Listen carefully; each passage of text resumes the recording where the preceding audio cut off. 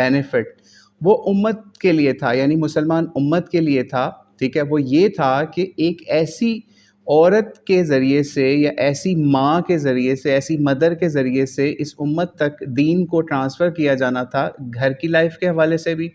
جو کہ شروع سے مسلمان ہو۔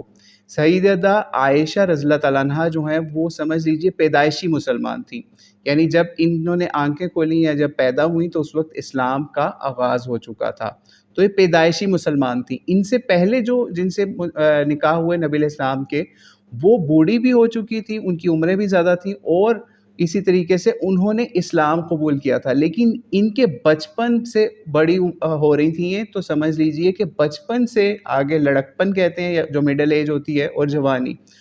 اس کے لیے عورتوں کے لیے کیا سٹینڈرڈ ہونا چاہیے تھا، وہ سیدہ عائشہ نے پھر مسلمان امت کو ٹرانسفر کرنا تھا۔ اس وجہ سے اس نکاح کی حکمت